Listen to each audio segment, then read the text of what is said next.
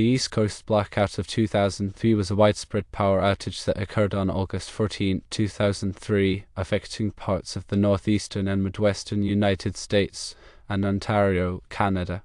The blackout began at 4:10 p.m. Eastern Daylight Time and lasted in some areas for more than 24 hours.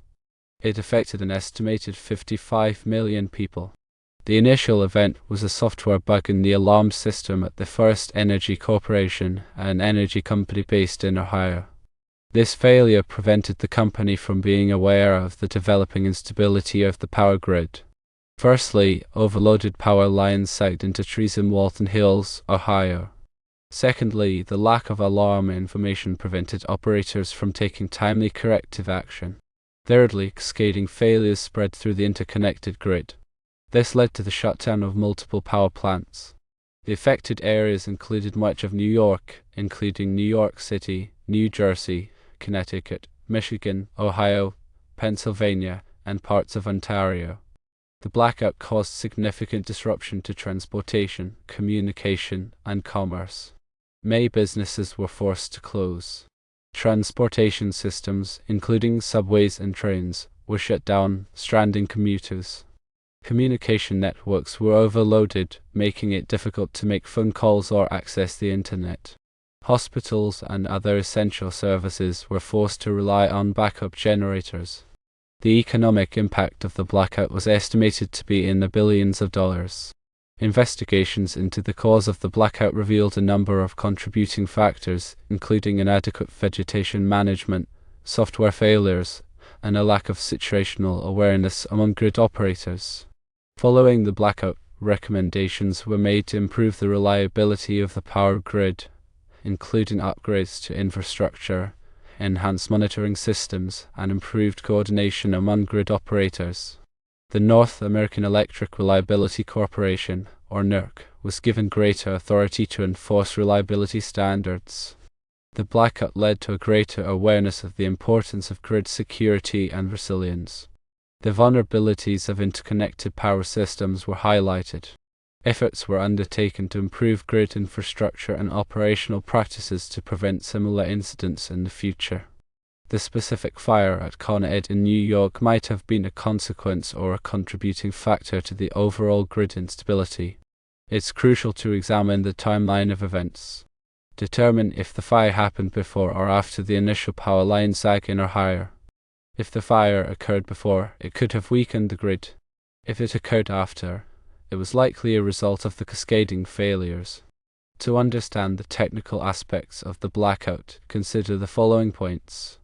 Power grids are designed to operate within specific voltage and frequency ranges.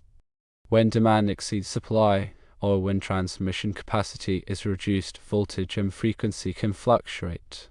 These fluctuations can trigger protective relays to disconnect equipment to prevent damage. However, if too much equipment is disconnected too quickly, it can lead to a cascading failure. Protective relays are designed to isolate faults and prevent them from spreading. However, if the relays are not properly coordinated, they can trip unnecessarily, contributing to a cascading failure. The stability of a power grid depends on maintaining a balance between generation and load. When this balance is disrupted, the grid can become unstable. This can lead to voltage collapse and blackouts. Real-time monitoring systems are essential for grid operators to maintain situational awareness. These systems provide data on voltage, frequency, power flows, and equipment status. This information allows operators to take corrective action to prevent instability. Software failures can have a significant impact on grid operations. In the case of the 2003 blackout, a software bug prevented operators from being aware of the developing instability. Vegetation management is critical to prevent power lines from sagging into trees. Trees can cause short circuits and ground faults, which can lead to outages. Coordination among grid operators is essential to maintain grid stability. Operators must share information and coordinate actions to prevent cascading failures. The NERC sets reliability standards for the power grid. These standards cover a wide range of topics, including vegetation management, equipment maintenance, and operator training. These standards are designed to improve the reliability and security of the grid. The blackout highlighted the need for greater investment in grid infrastructure. Aging infrastructure can be more susceptible to failures. Upgrades to transmission lines, substations, and power plants can improve grid reliability. The blackout also highlighted the need for greater use of renewable energy sources. Renewable energy sources can diversify the energy supply and reduce dependence on fossil fuels. Distributed generation, such as solar panels and wind turbines, can also improve grid resilience. Distributed generation can provide power to local areas during outages. The investigation into the 2003 blackout made several recommendations to prevent similar incidents in the future. Firstly, improve vegetation management practices. Secondly, upgrade monitoring systems. Thirdly, enhance coordination among grid operators. Fourthly, increase investment in grid infrastructure. Fifthly, promote the use of renewable energy sources. Sixthly, improve operator training. The blackout serves as a reminder of the importance of grid security and resilience. Power grids are complex systems that are vulnerable to a variety of threats.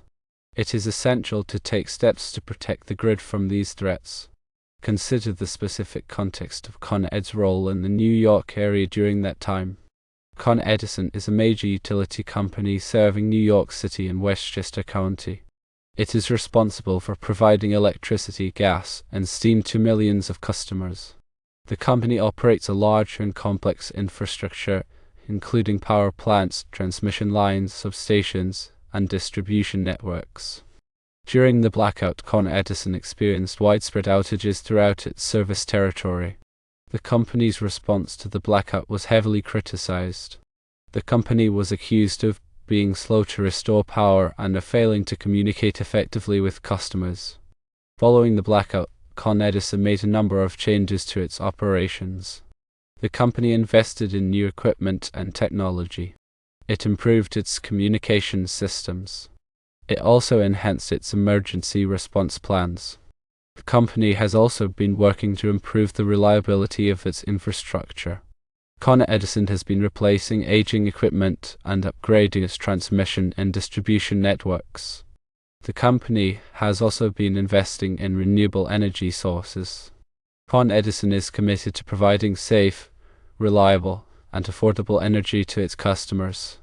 The company is constantly working to improve its operations and to prepare for future challenges. To further investigate the fire at Con Ed, determine its location.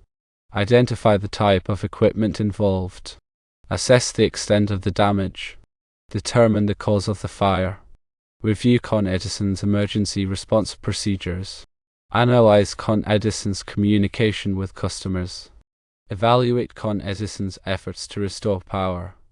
Examine Con Edison's long-term plans to improve grid reliability. The information about the East Coast blackout of 2003 and the fire at Con Ed can be used to educate the public about the importance of grid security and resilience. The public should be aware of the vulnerabilities of interconnected power systems. It is essential to support efforts to improve grid infrastructure and operational practices. The public can also take steps to prepare for power outages. This includes having a backup power source such as a generator or battery. It also includes having a supply of food, water, and other essential items. By working together, we can make the power grid more resilient and protect ourselves from future blackouts. If the fire at Con Ed started because of equipment failure, there may be several factors that contributed to this. Firstly, the age of the equipment. Secondly, inadequate maintenance. Thirdly, operating the equipment beyond its design capacity. Fourthly, environmental factors such as heat or humidity. The technical analysis of the Con Ed fire would involve examining the equipment that failed, analyzing the electrical and mechanical systems, assessing the safety protocols, determining if any warning signs were missed, reconstructing the sequence of events leading up to the fire. This analysis would help to determine the root cause of the fire, identify steps that could have been taken to prevent it. From an electrical engineering perspective, the blackout highlights several important concepts. One is the importance of redundancy. Redundant systems can provide backup power in the event of a failure. Secondly, the importance of protective relaying. Protective relays are designed to isolate faults and prevent them from spreading. Thirdly, the importance of situational awareness. Grid operators must have accurate and timely information about the state of the grid. Fourthly, the importance of coordination. Grid operators must coordinate their actions to maintain grid stability. Fifthly, the importance of planning. Utilities must plan for potential outages and develop emergency response plans. The investigation into the 2003 blackout revealed that there were shortcomings in all of these areas. As a result, the blackout was much more widespread and prolonged than it should have been. The investigation made several recommendations to address these shortcomings. These recommendations have been implemented by utilities across North America. This has made the power grid more reliable and resilient.